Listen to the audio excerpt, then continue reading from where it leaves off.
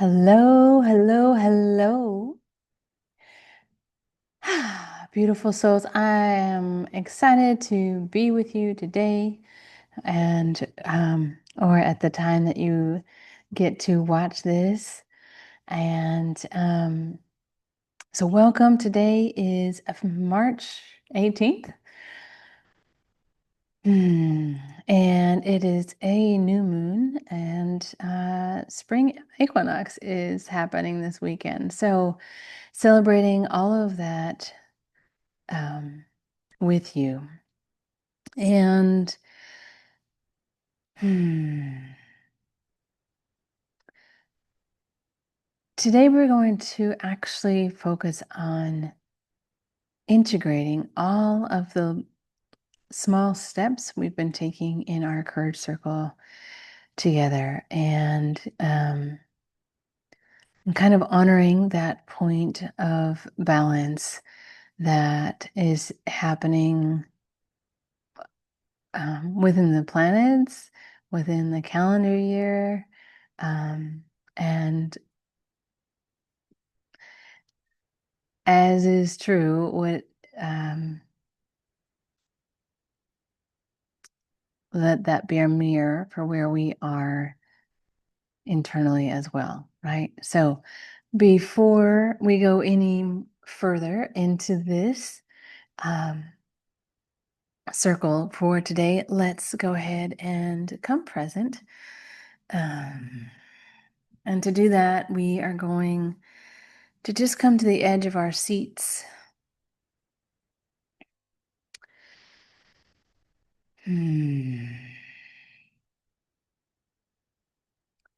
Inviting you to lower your eyelids down. Relax and release tension in the shoulders, allowing the shoulder blades to push downwards, creating space between the tops of the shoulders and the bottoms of the ears. And then meeting yourself at that mid back point as you press the shoulders down, equally engage the lower abdominals, lengthening the lumbar spine and creating overall length within the body as you press the feet into the floor, activating the tops of the thighs. And feel that shift within yourself with equal force, pressing downwards into the earth and reaching upwards with the crown of the head towards the sky.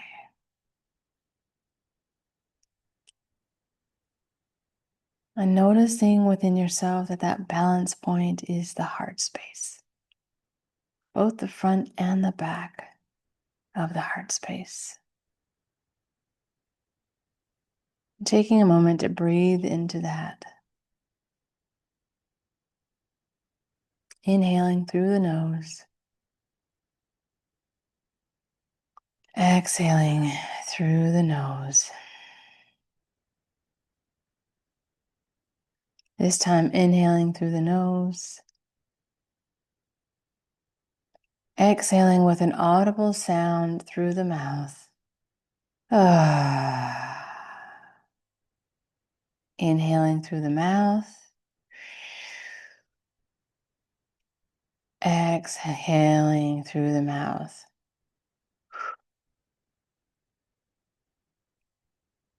Inhaling through the mouth. Exhaling through the nose. Inhaling through the nose. And exhaling through the mouth.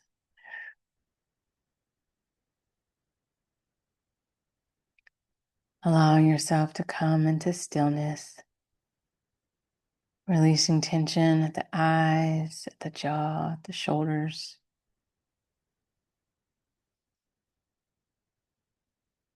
And the back and the hips.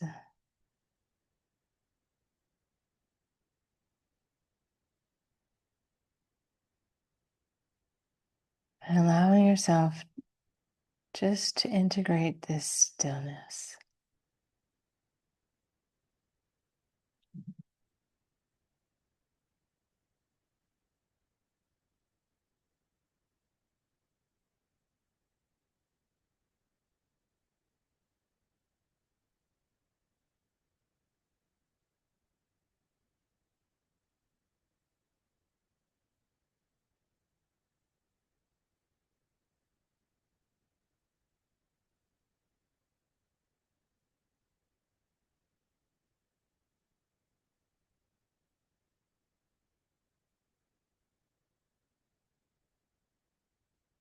And when that feels complete for you,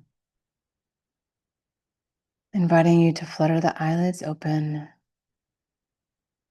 rotate the head from side to side, maybe roll the shoulders up, down, and back, first in one direction and then in the other.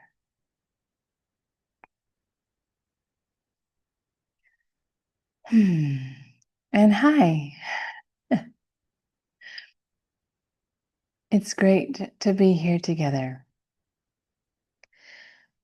So, since we started our courage circles, I just want to kind of recap what steps we've taken in our trainings and in our gatherings together. And so we started out with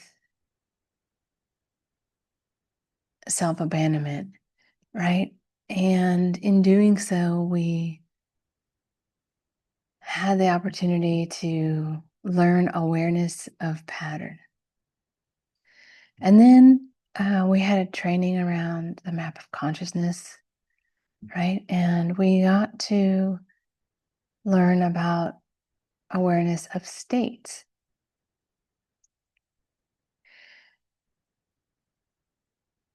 We then went into self betrayal and learned about their awareness of choice. And from that place, we've been building different skill sets, a shift in not just staying in the space of awareness, but then we moved into self love. And what does compassion mean? We talked about receiving and expanding our capacity. And then we talked about grounding and how we can learn how to regulate our own self. And then last week, we talked about releasing the energy of proving. And so, kind of shedding that skin of letting go of external validation. And given that this is a balance point, um, for us to think about, um, with it being spring equinox,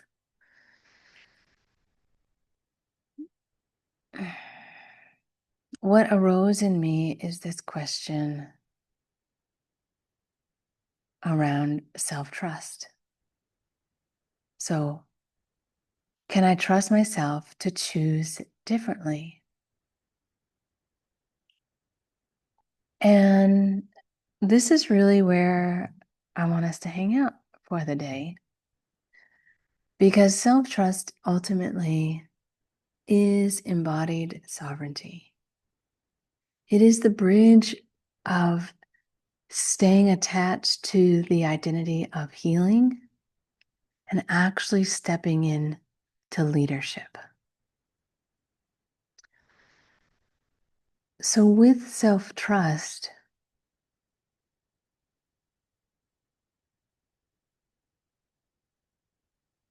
we're not outsourcing, we're not trusting outcomes, we're not giving our power and trusting others, and we're not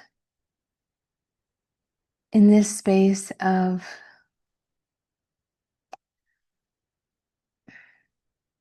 trusting timing. right?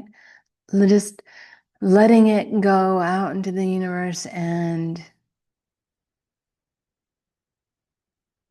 hoping, right?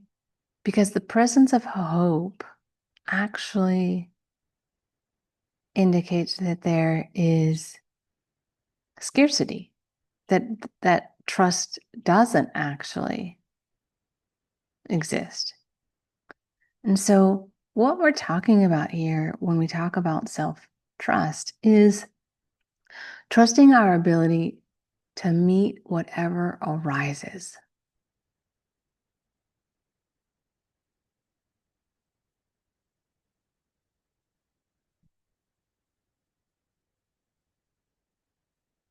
So you know that I like to mix in the science. So from a neuroscience perspective, self-trust is built through prediction and evidence matching. What is evidence matching? Evidence matching is the brain's safety loop. It is we have a thought. This, like, let's say we've seen, many of us likely have seen this in our feeds if we're entrepreneurs, right? Like, make 50,000 in a month, make 100,000 in a month, right? And if your business has not yet made consistently 5,000 a month, 10,000 a month, 30,000 a month, the thought of making 100,000 a month consistently is beyond our capacity in that moment, not necessarily beyond our capacity in total, but in that moment, okay? Because the subconscious mind can't even really wrap its head around that idea because it does not have any evidence that such things are possible. And so what ends up happening is that the nervous system asks this question: am I safe in my choices? And in this example, right, we're attached to positive thinking, affirmations. And what do we know about that? All of those are good practices at the right stage of the game, right? If we haven't addressed the neurological wiring, we're going to constantly hit up against the same membrane. And so when we have a history of self-abandonment, when we have a history of overgiving, of people-pleasing, it's in this history that the brain has learned I am not safe with myself.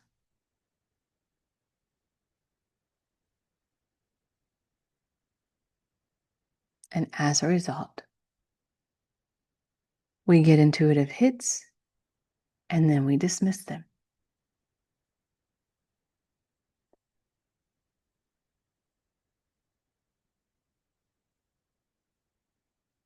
So let me ask you this. See if you can identify in yourself how the lack of self-trust shows up in your life.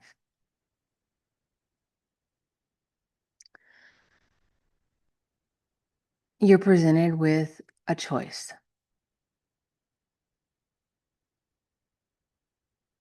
Do you ask yourself any of these questions, or do you do any of these behaviors? What if I make the wrong decision? What if I go to the wrong place? What if I need more time. I need more information.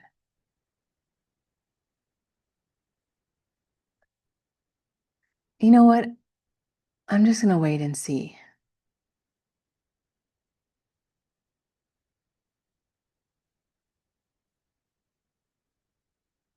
Let's take this a step further. This might look like staying in relationships for too long, friendships or romantic partnerships, not setting boundaries, overthinking simple decisions, analysis paralysis, asking 5 other people's opinions on the same topic.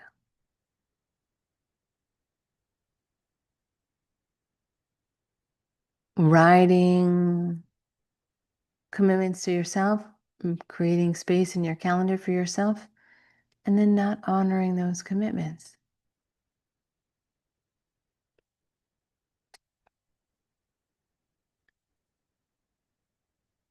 And then what if that choice was a phone call from a friend asking you to help them move this weekend? And on your calendar, you had blocked off 2 of those 5 hours that your friend is asking you for to do something for yourself. And instead of saying, could we shift the time to later? You just accept the time that's proposed by your friend without ever mentioning that you've made a commitment to block off time for yourself. And so you end up saying yes to something that the body actually has said no to. Underneath all of this is not the fear of the wrong choice. It's actually the fear of being with ourselves after the choice. Self-trust is not about being right.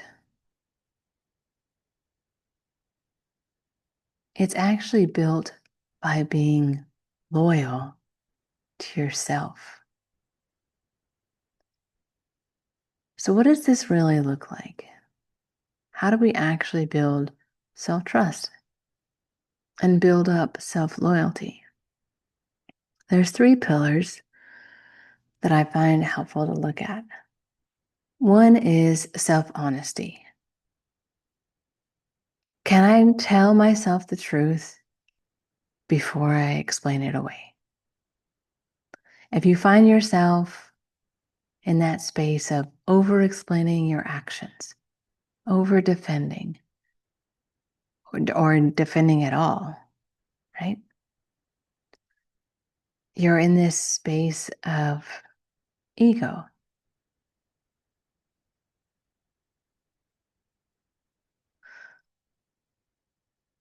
The second pillar of self-trust that I find helpful to look at is self-loyalty. Do I honor what I know, even when it's uncomfortable? And you can switch this out. Do I honor what I say that I'm going to do for myself? Do I honor what I do? Right? In other words, am I doing what I say I do? Or am I just saying? Right?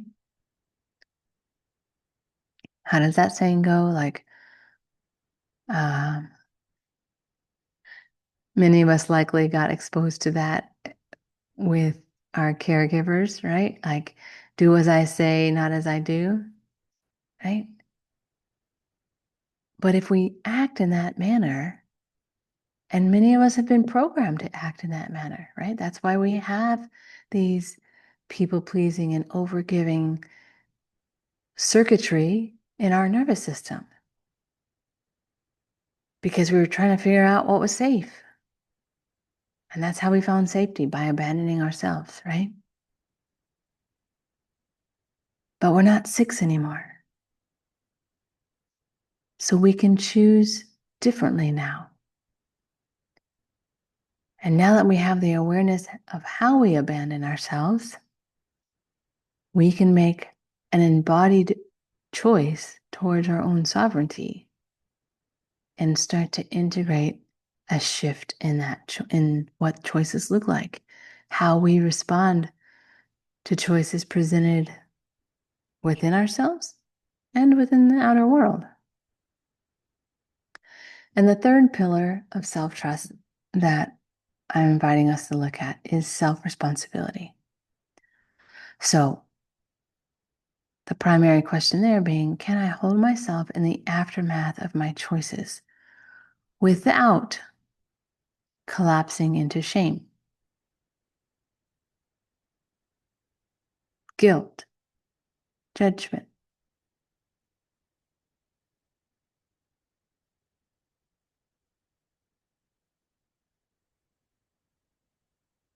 If I make a choice and it goes south, quote unquote, can I still look at myself in the mirror and go, yep, I did that.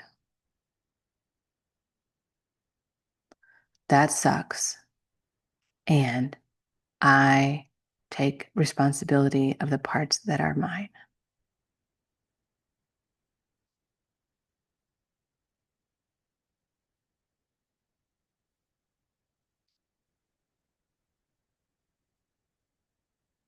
So let's go into our body. I want to teach you a technique, right? It's called the body yes, the body no. Not with a K, by the way. All right. So, in a comfortable position, think about a decision you've been avoiding.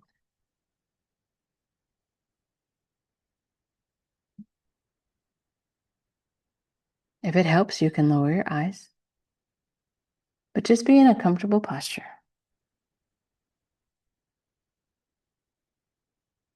Once you have that decision at the forefront of your thoughts,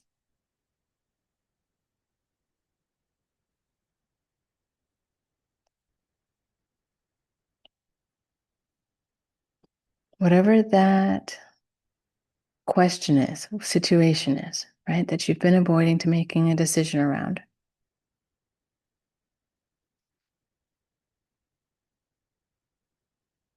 I invite you to say yes internally. Now, when you said yes, you can type in the chat or in the comments. What did you notice? What happened to your breath? Was there ease? Was there contraction? Did a part of your body tense up?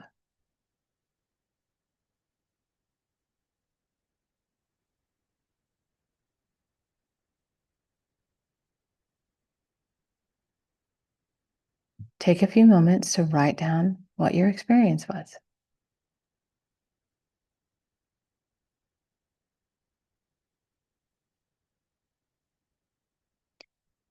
And be specific to the sensations that you felt in your body.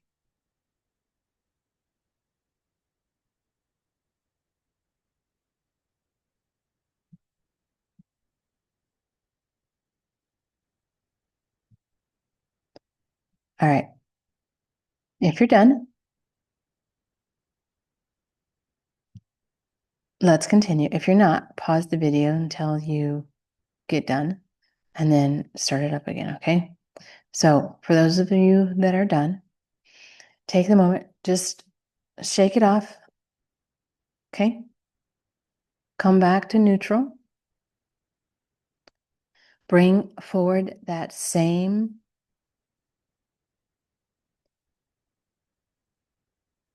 action, thought, decision that needs to be made that you've been avoiding. Same exact thing that you just asked yourself on. Okay? Same.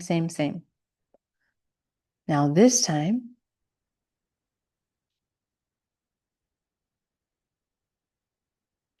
I'm inviting you to close your eyes and say the word no.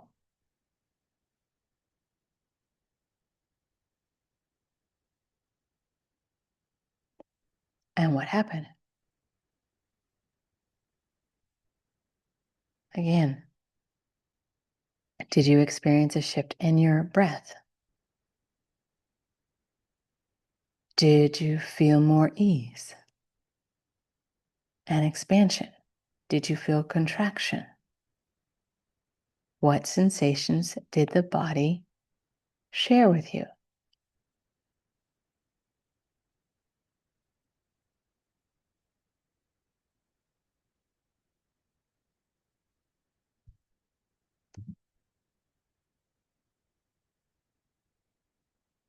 Once you finish writing all of this down, just take an inhale and an exhale. You can shake the hands. And now look at what you wrote down. Feel what you felt. Observe what you felt. The body knows the answer. Self-trust is learning to listen to it.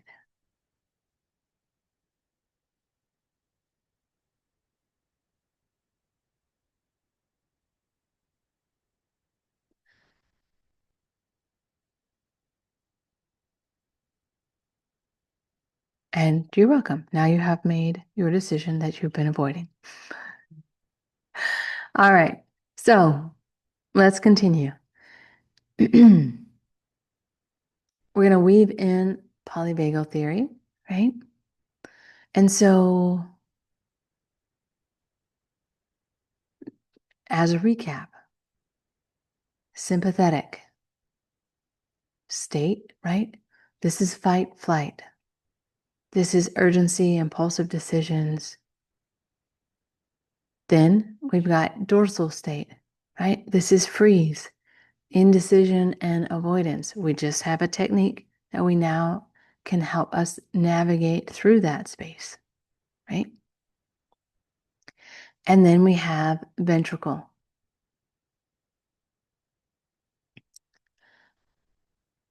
sorry. And this is where we have safe connection, where we can have clarity, where we can make grounded decisions, have a sense of grounded knowing. I point this out to you because, again, like we've been learning with a lot of the concepts, there is more than just mindset here, right? Oftentimes we've been trained to shift our mindset, think more positively and you'll manifest everything, right? But if our nervous system state is not in the same alignment as our mind, guess what? We're going to default to our nervous system state, right? And so, really, a deep invitation for you to lift the self-judgment of, I'm behind, I'm not doing this fast enough. I've been studying this for 40 years and I'm still at the same place. Because you've been doing all of this mindset work. But the body is what keeps the score. A great mentor once told me, right? We don't rise to our potential. we fall to our standards. And I'm going to modify that to say we fall to our nervous system state.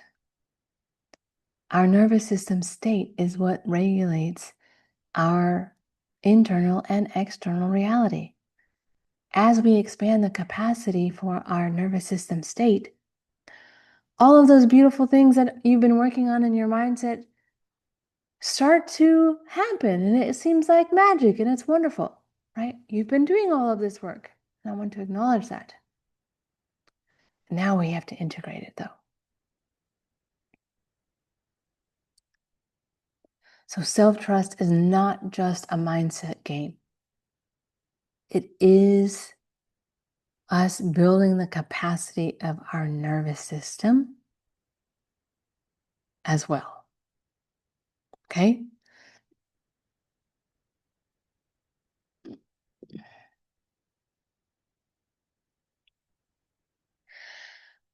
One thing that will help us shift our nervous system state into that safe connection, that ventricle vagal state, is us releasing the story. Because likely we derailed our self-trust when we made a decision and it didn't go so well. So we had a great deal of shame around the outcome. And we've stayed attached to that story. And so then we began to program ourselves with phrases like, I can't trust myself. What if I'm wrong again? I need to be more careful. And this attachment to story keeps us stuck. And this is where the invitation of ACIM comes in and invites us into forgiveness work around the thought that we had, around releasing the story,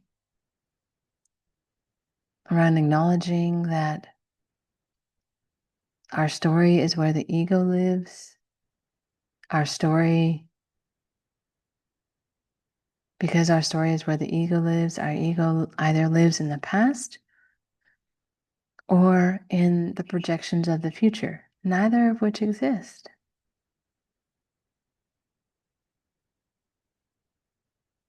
So, for a moment, can you suspend that story?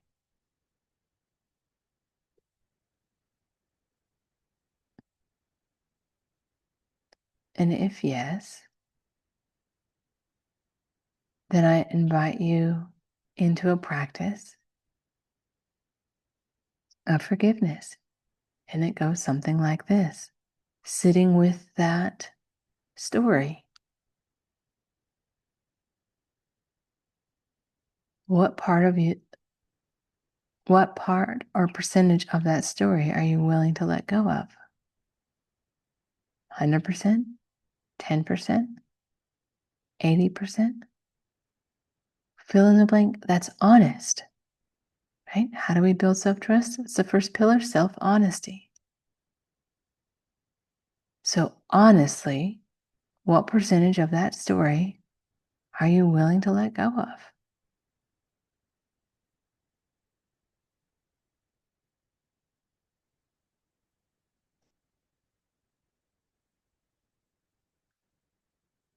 And then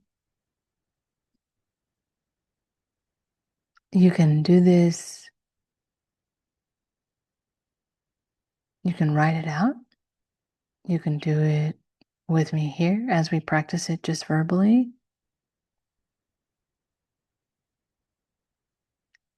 But take that thought, take that whatever percentage of the story that you're willing to let go of, and bring it to divine consciousness. However you name that source that is greater than yourself.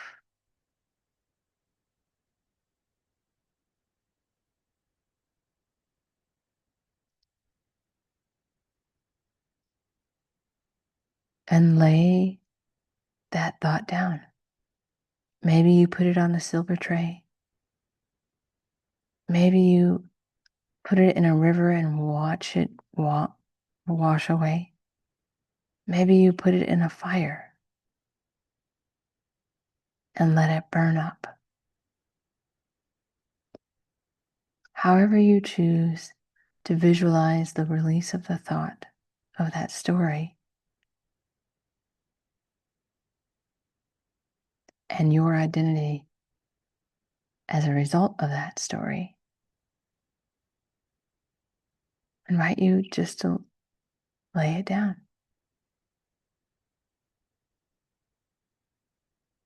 And as you watch it burn up or lay on that tray or flow down the river,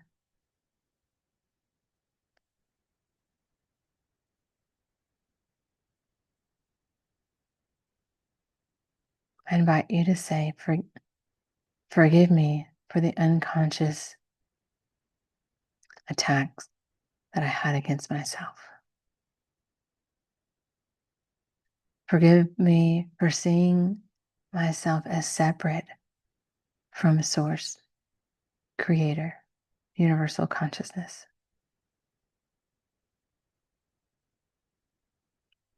Forgiveness set me and everyone free.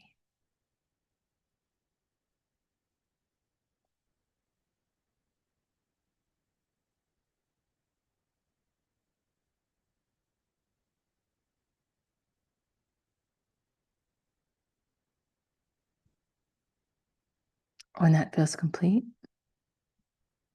you're welcome to flutter your eyelids open and come back.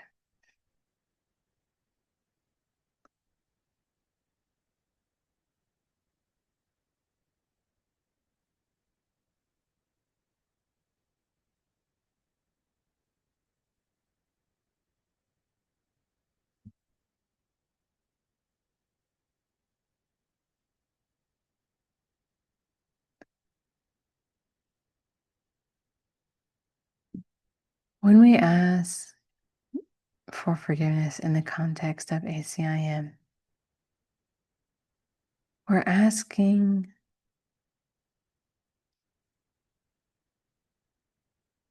to clear out the debris in our energy field. All of the thoughts and patterns and beliefs that keep the veil of separation from us and us in form, in this body form, right? And us in the essence of who we are really, right? So the more stories that we have, the more cluttered our debris field is, right? Or our energetic field, the more debris we have in our energetic field. So every time we let go of a thought, we create a little bit more space for light to shine through. Our light. That is who we are. That is what we are.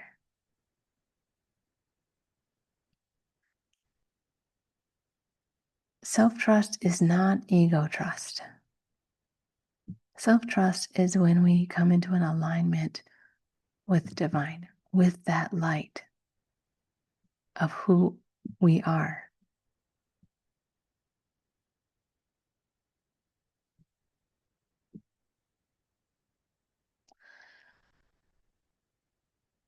In a very real way, self-trust is the moment that we stop outsourcing our authority.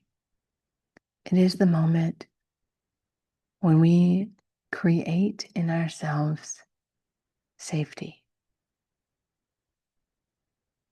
And when we create and know and experience and have the subconscious mind know and experience what safety feels like in our body, it's from that place that life changes. Not because everything necessarily becomes clear, right? But because we no longer abandon ourselves in the unknown. we can hold space for ourselves.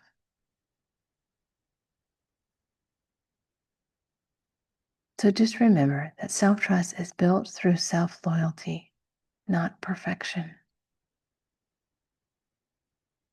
That our bodies are our number one communication tool, and they are our first point of truth.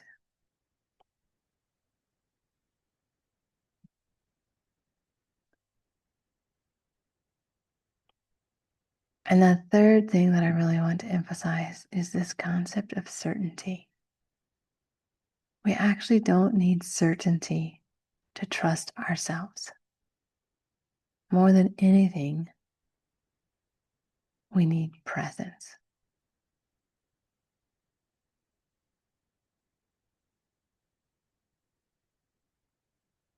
All we have is now.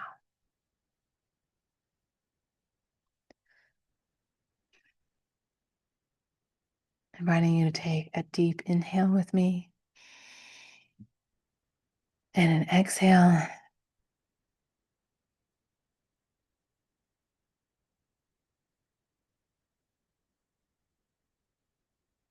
And inviting you to remember that walking on this yellow brick road is not about perfection. It's about taking one honest step at a time. Thank you so much. I would love to hear what arises on you, and let me know how I can support you this week. And I'm excited to see what shifts this creates for yourself. All right. Have a beautiful rest of your week, and I look forward to seeing you next week.